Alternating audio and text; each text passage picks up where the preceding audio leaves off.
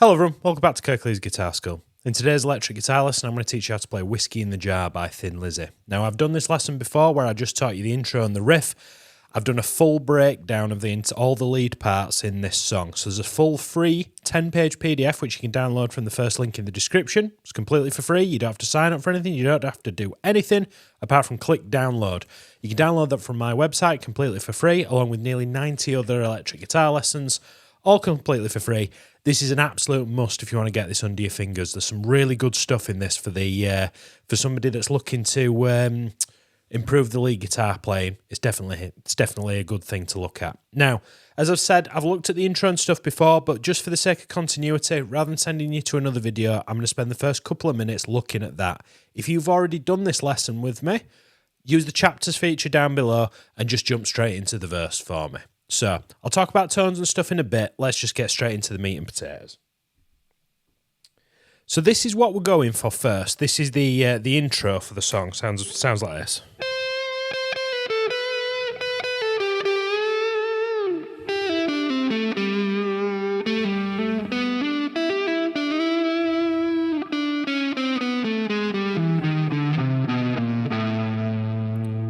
So it's a little bit kind of free-timey. We'll break it down chunk by chunk, but yeah, it's a really iconic intro, and you wait for that sort of bar chord bit that comes in, etc. Right then, so 13th fret's a C note. Now I'm going to use my middle finger for this because I'm sort of in the 12th position, but I'm starting on the C note, 13th fret of the B string. So I'm going to hit that note, and then I'm going to pick it another 2 times fairly quickly before pulling off to the 12th fret of the same string. And I'm using alternate picking for this.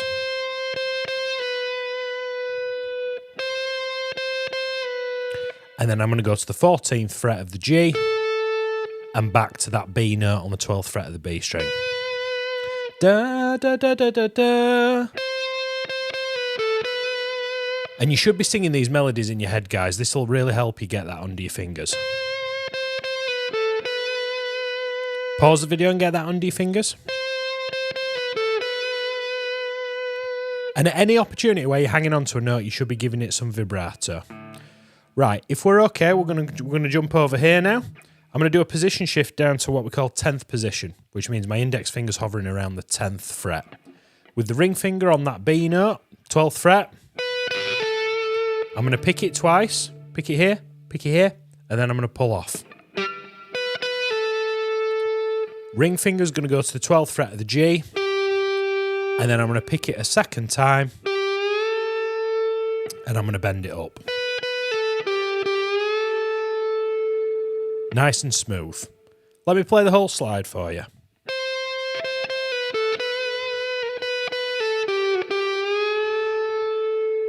Pause the video and get that under your fingers. There's 3 chunks to this. This is chunk number 1. If you're feeling keen, we're going to do this walk down the A minor pentatonic. So we all know this shape. Shape 1 minor pentatonic. I'm going to start on this 8th fret over here on the B string.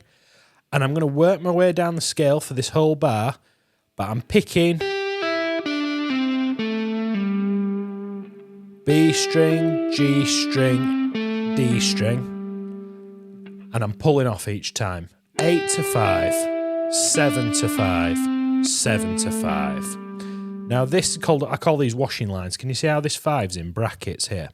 This means that I've got to hold on to this note so much so that it actually spills over into the next bar. You don't have to pick this a second time. You just let it ring out. It's a great exercise for your hammer-ons.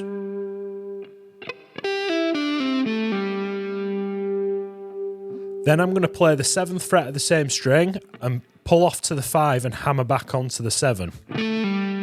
Da da da.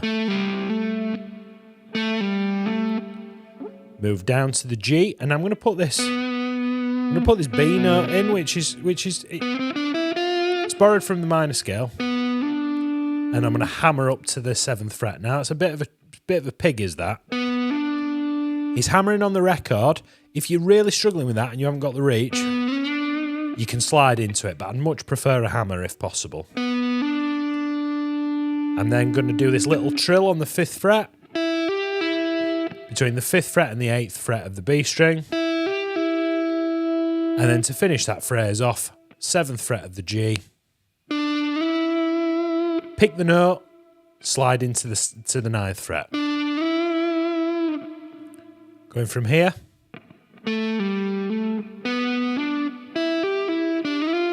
Ooh, make sure you don't catch that 10th fret because it sounds gross. And in hindsight, actually that's 7 to 9.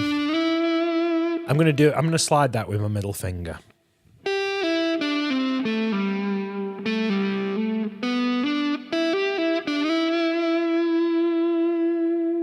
That's lick number 2. Get that under your fingers for me, everybody. If we're okay, we're going to have a look at the last bit of this section before we put it all together. And we're going to do like a bit of a chromatic thing in quaver triplets, where basically we're basically working in. Almost sounds a little bit comedic. It sounds like it's trying to run away from us.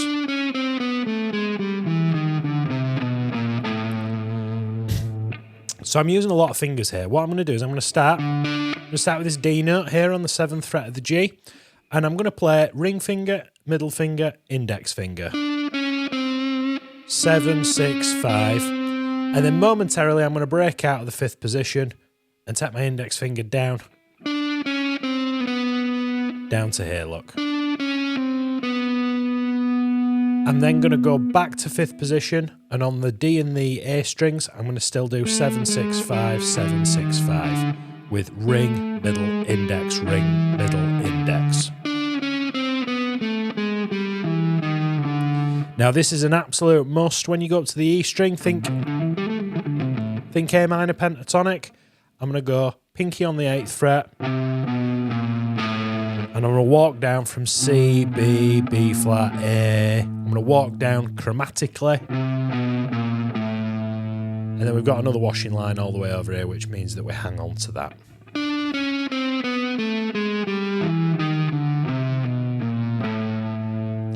And with that quaver triplet kind of rhythm, it's got a really kind of like, almost like Celtic kind of vibe to it.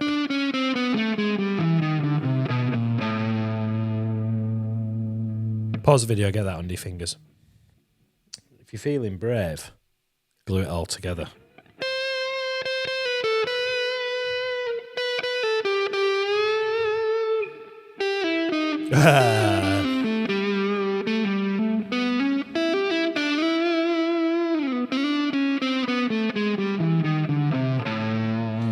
You'll have to forgive me today, guys. I'm using a new setup and a different way of working, and all the buttons that are usually in the right place are not in the right place anymore.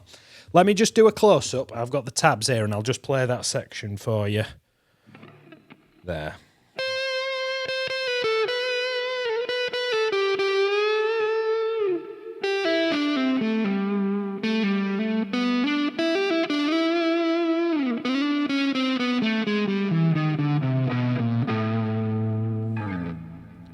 We got there eventually. So from there, you should hear another guitar come in and play the chords, which we're then going to go into the. If you feel like you've got enough under your plate on your plate with just that intro, spend a week or so looking at that. If you're feeling okay, let's have a look at the next bit. So the main riff comes in and out of this song quite a lot, and it's an iconic riff. It's kind of got some Mixolydian kind of vibes to it. For those of you that have done some studying on the modes, it uses a major scale, but it's got a flattened 7th, which gives it this really cool kind of feel. So I'm going to play the 7th fret twice on the G string.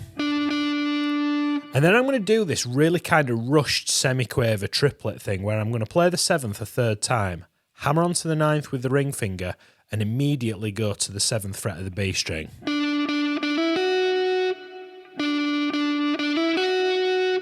It's really quite rushed.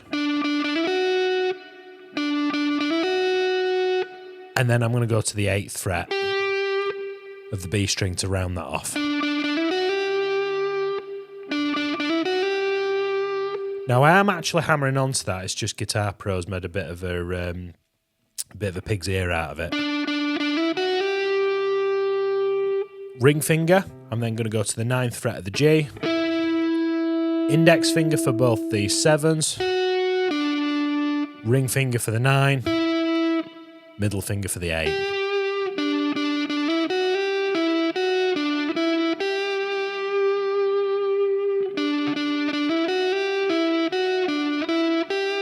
Pause the video, get that under your fingers.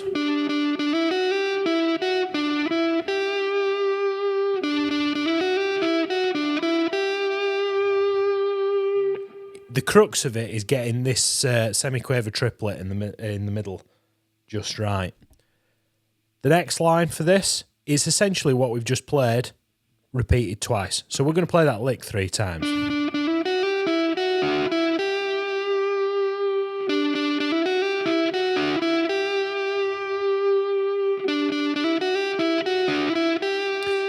And then as we go into the last bit of this section, we're going to go down to the bottom of the neck and we're going to do the reciprocal riff. After playing it 3 times, we go down to the bottom of the neck and we play something very similar, but ever so slightly different that leads us into the verse, where the rhythm's more or less the same, but I'm going to play the open G twice. I'm then going to hammer between the open 2nd and 4th frets with open, index, ring finger on the G.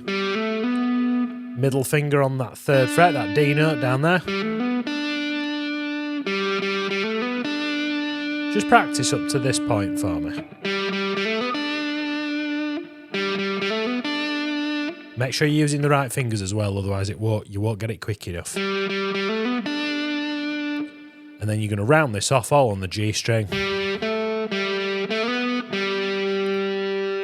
Open, 2nd, open, slide into the 4th from the 2nd, open.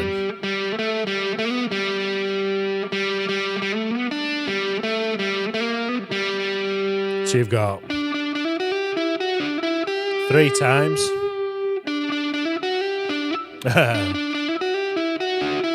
One more time. Down to the bottom.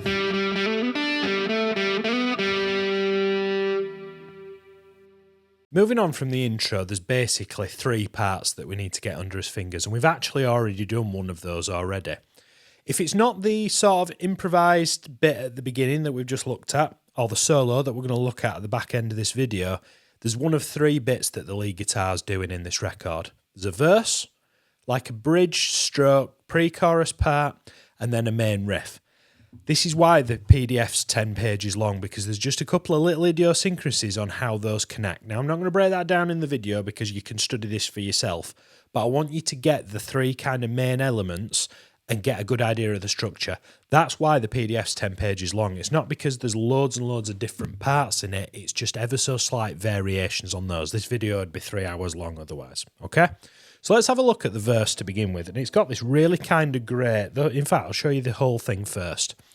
Now that looks like there's a lot in it, when actually it's a lot of the same thing, but it's a fantastic picking exercise.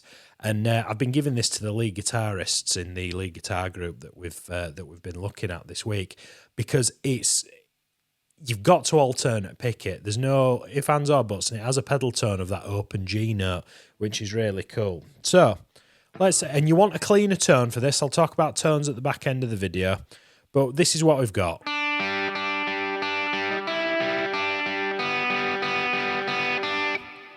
So he's mimicking the as I was going over the cork and cat. He's mimicking the lyrics.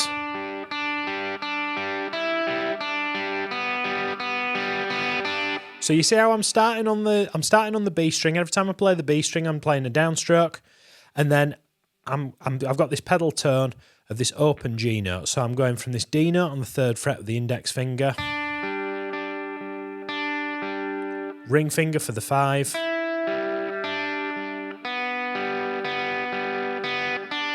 Now, this is what you've got to watch for these. Occasionally, they'll sneak 2 notes on the same string. Now, if you happen to put 2 downstrokes in a row, the alternate picking police aren't going to come and get you. You'll be okay. But I would try, if you can, as a discipline, try and play as many downs and ups as you can in that.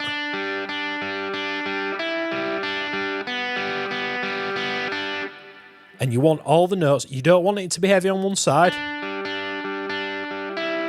because it turns into a different song. Really strict crotchets. 1 and 2 and 3 and 4 and 1, 2, 3, 4, etc. Pause the video. This is one of 4 parts that we're going to glue together for the verse. Okay? If you're feeling keen, we're going to have a look at the next bit. And we're going to do a position shift. I'm going to take this whole thing up here and I'm going to move it up to 5 and 7. So I've got 5th fret, this E note.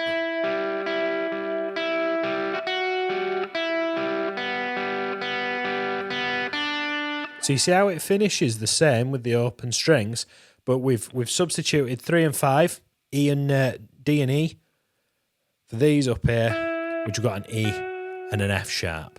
Okay?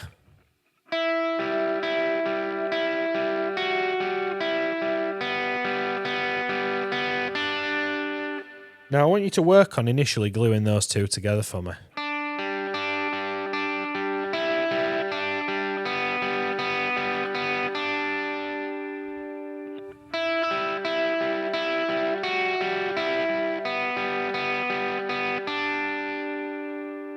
Pause the video and get those under your fingers. It's very much the same. We've literally just done a position shift up to the 5th position.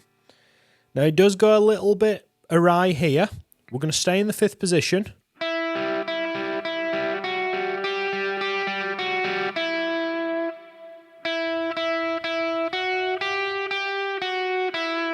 Following the melody, so we've got 5th fret with the index finger, 7th fret with the ring, 8th fret with the pinky. If you want to bring that that ring finger up to replace the pinky, no one's going to tell you off. You're all right. Straight pedal all the way through. Can you see how there's no instance where we play the B string twice here?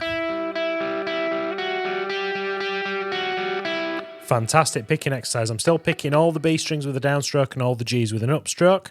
Pause the video, get that under your fingers for me, please. Final bit, and we'll glue it all together. Now there's a bit of a jump here. We're gonna start with the 3rd fret to the 5th. And then I'm gonna go all the way up to fret 8. Which feels a little bit weird.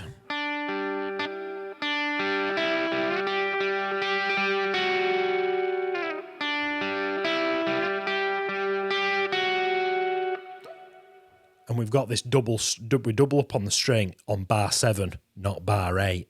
And that's what throws me off with this.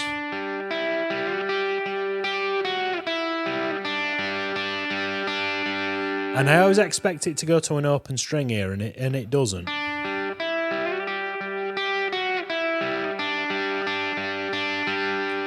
Now, the inner guitar teacher in me should urge you to use your pinky up there.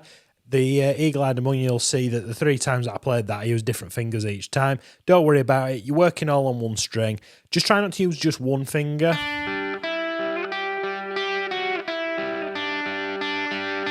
As long as you're heading back in this direction. That's what the whole thing looks like.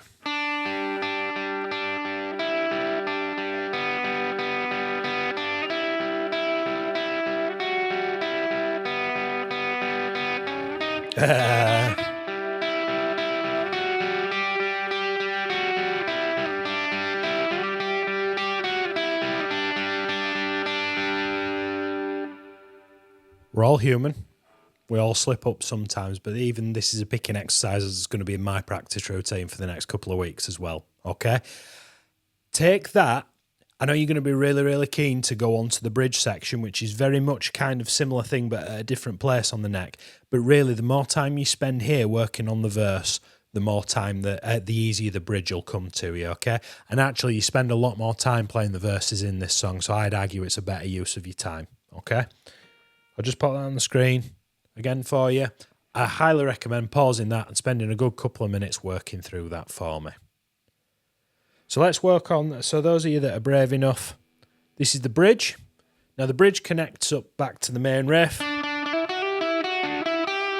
back to that bit. So let's break this down then. So The verse is done twice, by the way, before we go to the bridge. Now, where does the bridge come in? Let's have a look. On the PDF, he says...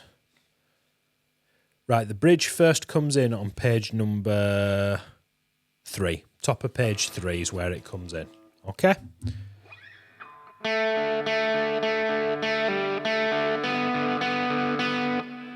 Whack for my daddy-o, whack for my daddy-o. It's that bit, yeah? Okay, so we've got 2nd fret, we've got this A note on the G string, and we're pedalling now between the G string and the D string, so downs and ups. But you see how we've got a cheeky little pull off here? And then we're going to go back to that A note, 2nd fret of the G, and then come up to the 4th.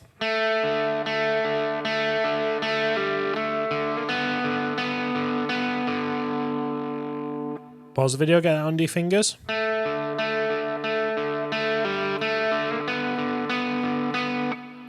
You can come up with your index finger or you can slide, doesn't matter either way.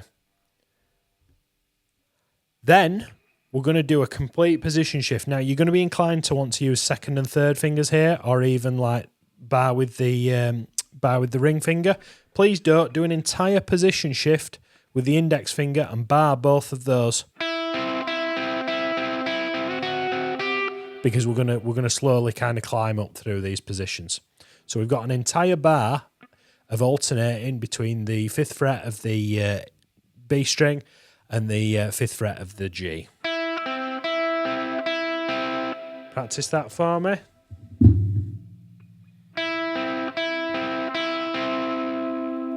I'm then going to pick that again. And I'm actually going to bring that up on second thoughts. You see how I come up to the 7th fret here? And then I'm going to come up to this little dyad up here where I'm playing the 8th fret with the index finger and the 9th fret with the middle finger. So you get this.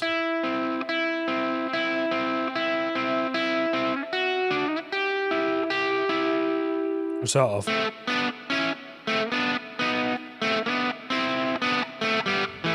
It's that kind of vibe where you're doing little dyads, yeah?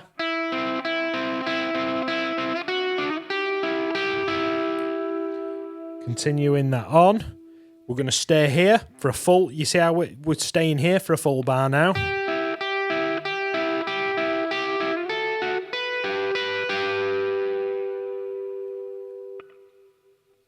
Try that for me, please.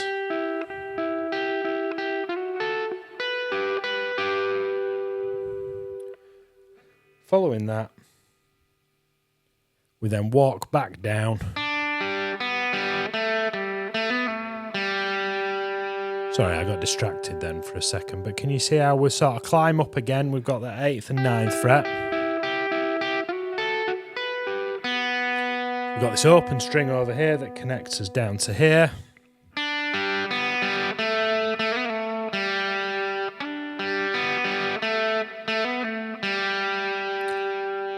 Third fret, open, so we're pedalling back to the G, and we gradually work his way down to that open G string, which then takes us back into...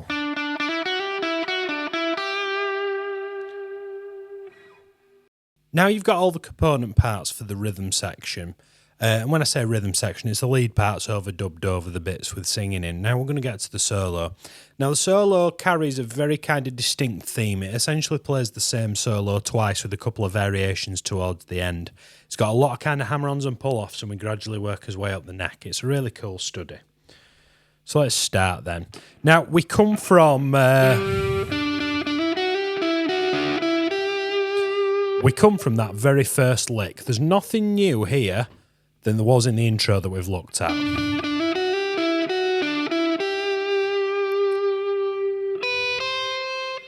The first two notes of the solo actually start here, okay?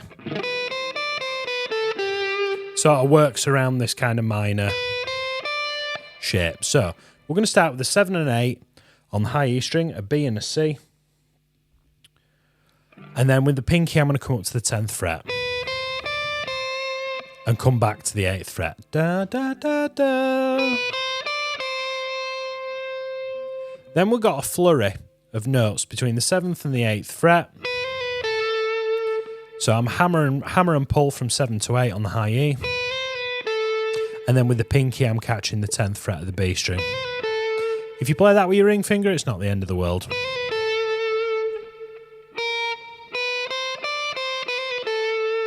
It's a lovely little lick.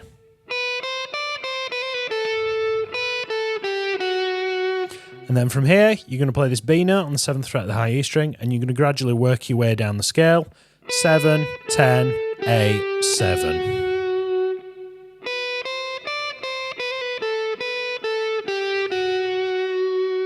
Practice that first bar for me, pause the video.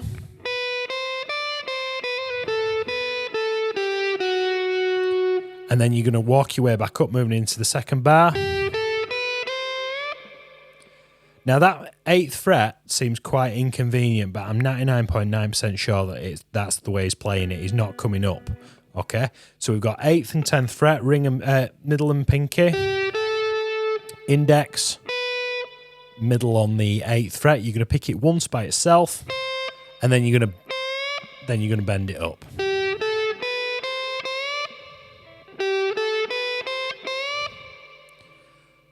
Seventh to 10th fret, index to pinky, and then we're going to do a position shift up to there. Let's just put a pin in that for a second. Let's tackle all of this. So if you remember, at the very beginning over here, we had a 7 and an 8, and then I'm going to play the rest of this.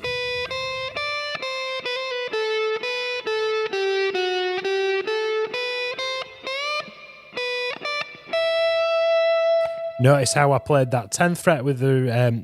you can play the 10th fret with the pinky or the ring finger. I'd probably opt for the ring finger, actually. And then we're going to come up to that 12th fret.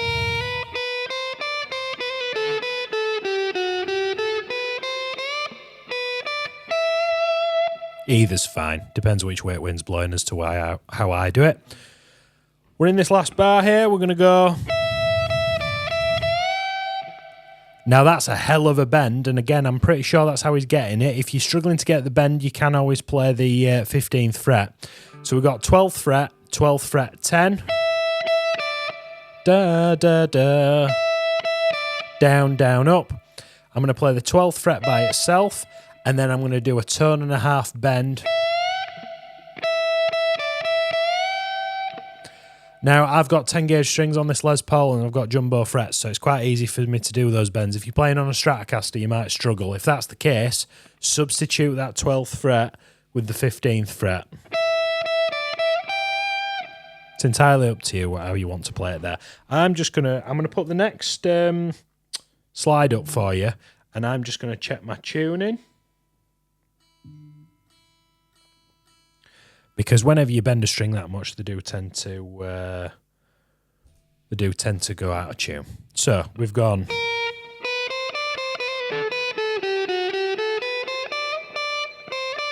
And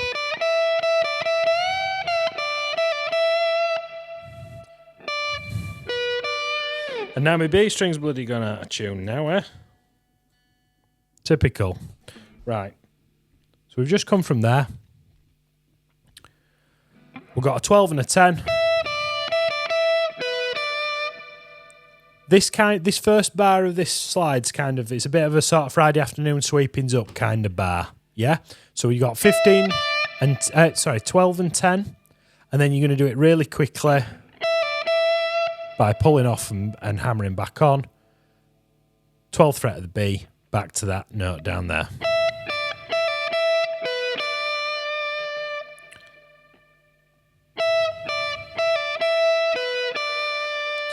I think of this as the start of the new lick. We're going to slide into the 8th fret and back to the 7. Now I'm going to slide into that 8th fret. In hindsight, I'm going to play with the middle finger. I'm going to slide 2 frets from 6 to 8. 7 would work. In fact, yeah, go from 7. 7 sounds better. 7th fret of the string of the same string. Then I'm going to go 10th fret, 8th fret. And I'm using middle finger, index finger, ring finger, index finger. And then as I move up into the last bit of this bar, I'm using the ring finger on the 10th fret and the middle finger on the 9th, almost like a little arpeggio.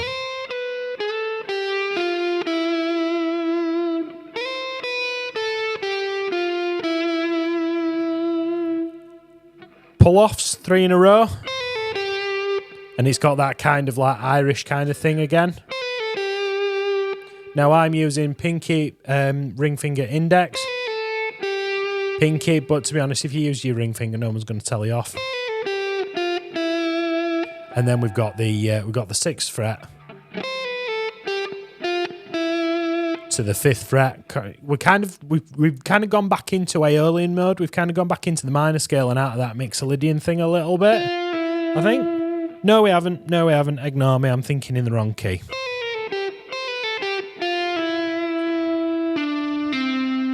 And then we're going to carry on walking down 7th fret, 5th fret, down to the 4. Okay, let me just play from there for you.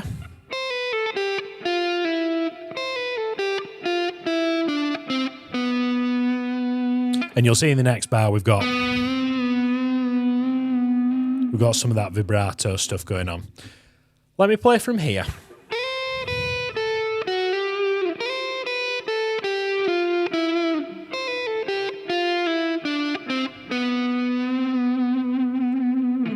Practice that, get that under your fingers for me, please.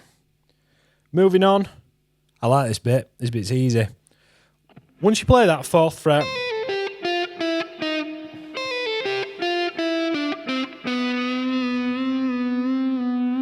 you're going to bend it a semitone. So you're going to bend that 4 so much so that it sounds like a 5. And you're going to sort of just hang on to the same note. And you're just going to keep bending it out of tune while trying to keep the ball in the air, keep the guitar sustaining. Now don't go too wide, because it sounds gross. That note's a B, and you're trying to bend it up to a C.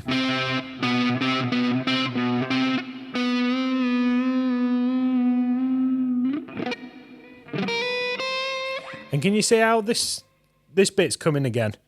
If I go back to the very first slide, can you see how the solo starts with a 7 and an 8? And this next phrase starts with a 7 and an 8.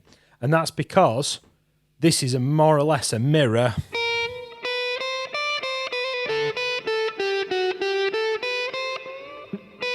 It's exactly the same. So the 5th part of the solo is identical to the first part of the solo. Okay? So we come out of those bends.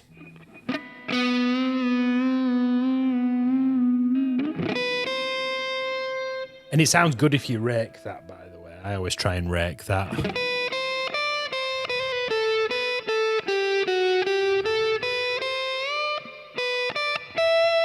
Just the same. No, it's verbatim, it's exactly the same. Go up to the 12th fret and still do their...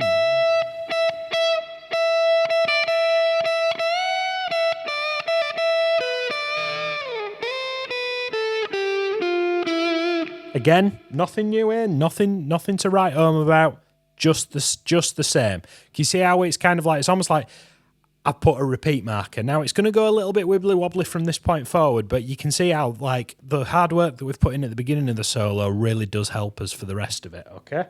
So then moving on to this next part, we've got this kind of fast flurry of notes.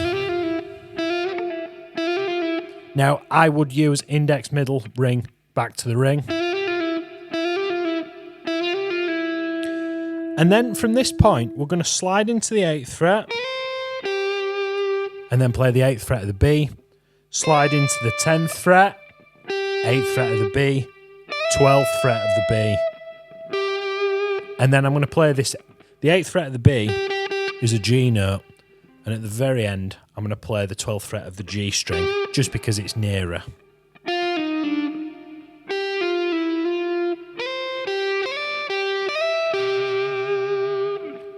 See how it's keeping that pedal tone going, but we're using fretted notes this time.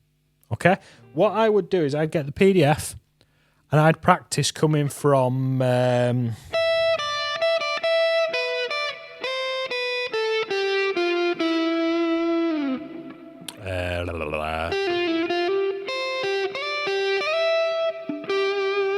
I'd glue those two bits together because it's kind of, it's their way of kind of creeping up the neck. Everybody's kind of got their own kind of idiosyncratic way of doing it. That's how they've opted to do it. And then we've got two G chords here. Now that looks like a D chord. It is a D shape, but it's all the way up here on G. You're going to play two of those. And then you're going to do this really interesting.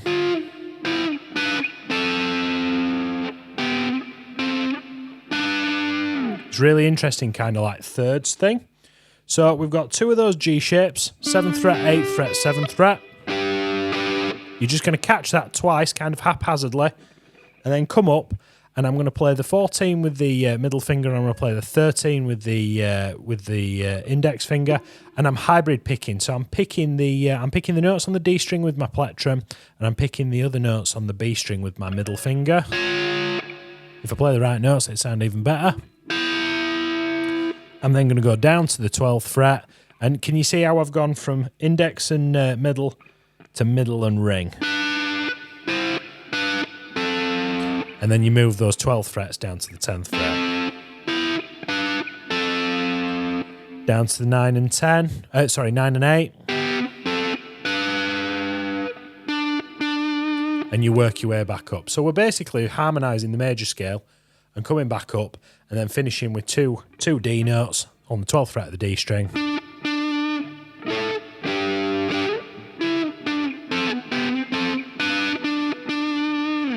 Like that.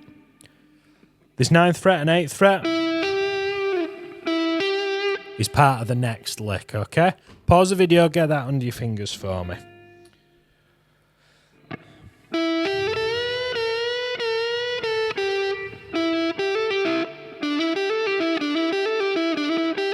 Now this is a really fun lick here. I actually forgotten about this. This solo's that long, it kind of all melts into one eventually. So we've played the 9th fret and the 8th fret from the previous slide there, look, on the G and the B string.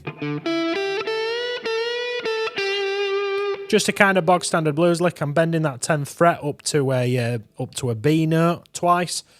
I bring it back down to pitch to the A, and then I play that G note there. And I'm going to catch that 9th fret as a kind of bridge to the next lick. You'll think that the next lick starts here. It doesn't. It actually starts on the 7th fret.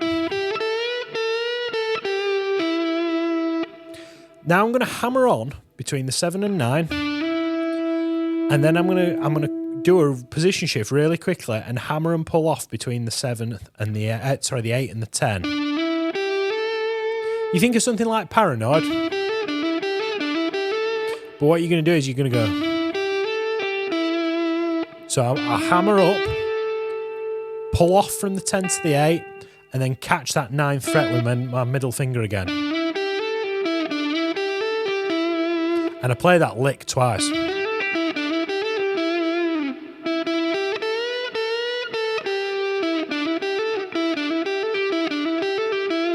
And actually, hammering, I think I'm better off going to that 9th fret in hindsight.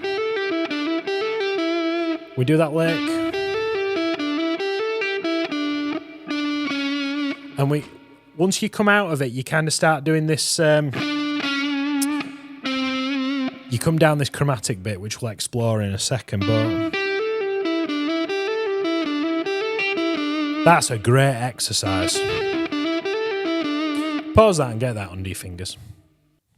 Home stretch now, we're going to have a look at this kind of ascension up the neck, which is a little bit fiddly, but it's well worth its time. So I'm going to play the 5th fret of the G, 7th fret, and come back to 5.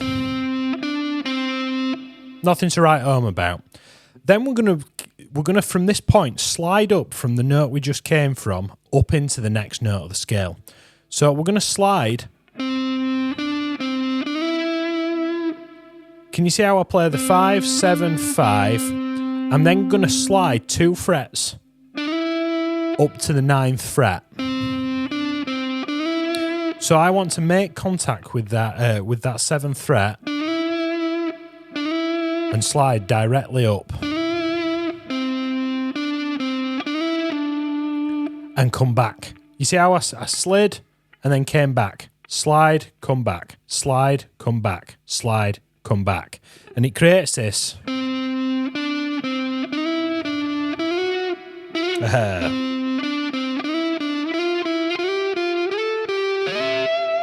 And it creates this lovely kind of glissando up the neck. So pause the video, try that for me. And we're going to finish on that 12th fret and slide. We're going to go all the way up to create that little harmony in the 17th fret.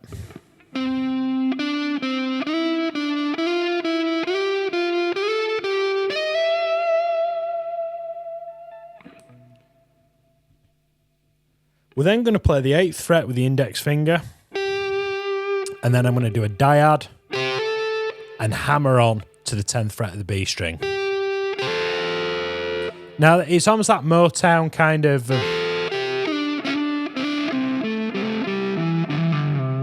or Hendrix did it as well. So I've got 8, bar, hammer on to 10, back to the 8th fret. I'm then going to move down here. So I've got the 8th fret, 7th fret. So I've gone from this position to this position. 7, 5.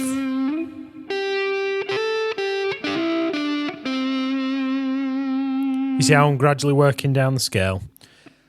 To finish it off, we're going to slide into the 14, middle finger. 13th fret on the B, that's C note. And 2 really strong bends on that D note up to an E.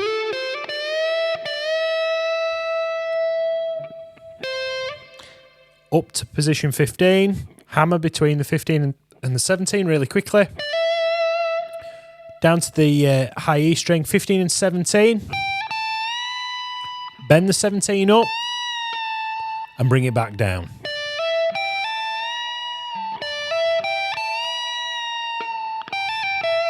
See these little flurry notes where I'm hammering off and pulling off between the 15 and the 17? And then I do the same here.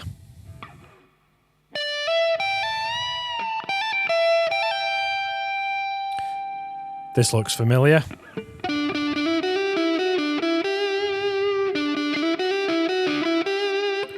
Following that, you'll move on to like a verse 4, I think. Let's have a look at the transcription. We're essentially going to default to the previous parts that we've done. Yeah, so after you've done the solo, you go into the main riff, which is da da da da da da da da da, into verse 4, into the bridge, into main riff, and then into the ending. Now the ending is just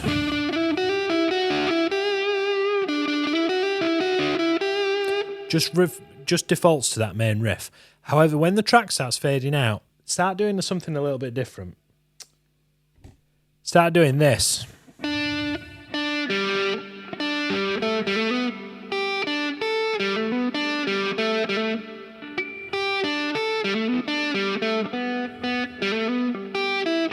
So let's break that down. It's a really interesting. I think he's just mucking about at the end of the record. So we've got 3rd fret, and then we're going to hammer between the 0 and the 2nd fret of the G. Now that kind of gets you going. The phrase really starts here, where you're going to do this. You remember that from like a. He's borrowed from that. So I'm hammering between those 3 notes here.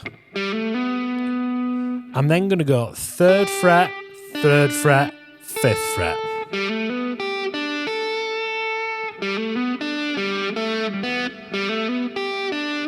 And can you see how we'll sort of alternate between doing 3, 3, 5, 3, 0, 2, 3, 3, 5, 3, 0, 2.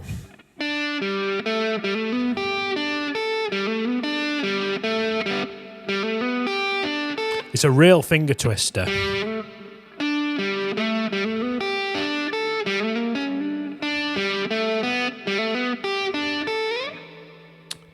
Been a long day. And we're essentially just going to repeat that over and over and over and over again until the record fades out. It doesn't actually do it that many times. So, what did you think of that lesson? There's a lot in there, isn't there? There's a lot of little idiosyncrasies. If you haven't done so already, go get the PDF. It's well worth your time. I think that's you've got to. If you're going to do this, you've got to do it properly. If you want to just learn the riff and kind of play the chords around it, that's completely cool. But if you're going to sort of go in really granular, that's the way to go about it. What song of a similar ilk should I cover next? Let me know in the comments. I'll see you next week for another electric guitar lesson. Thank you so much.